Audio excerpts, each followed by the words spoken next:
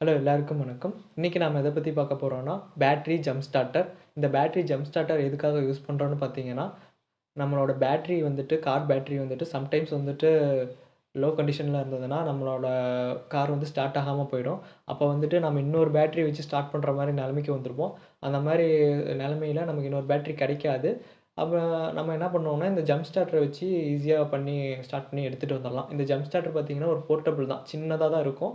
So, ஒரு என்ன சொல்றது, ஒரு பவர் பேங்க் மாரி இருக்கும். ஸோ, இந்த பவர் பேங்க் மாரி இருக்கிற இந்த ஜம்ப் ஸ்டார்ட்டர் வந்துட்டு நீங்க வாங்கி வச்சுக்கிட்டீங்கன்னா, ஈஸியா நீங்க வந்துட்டு அ ஒரு பயம் இல்லாம நீங்க வந்துட்டு எங்க வேணாலும் போயிட்டு வரதுக்கு ஒரு யூஸா இருக்கும். 2வது இந்த ஜம்ப் ஸ்டார்ட்டர் பார்த்தீங்கன்னா, ஈஸியா ஆன்லைன்ல கெடைக்கும். நீங்க ஆன்லைன்ல ஈஸியா வாங்கிக்கலாம். Jump starter car battery jump ஸ்டார்ட்டர்ன்னு போட்டிங்கனாலே, இந்த ஜம்ப் ஸ்டார்ட்டர்லாம் ஆன்லைன்ல காட்டும். அப்போ நீங்க ஈஸியா வாங்கிக்கலாம். நல்ல ஜம்ப் ஸ்டார்ட்டரா பார்த்து வாங்குங்க.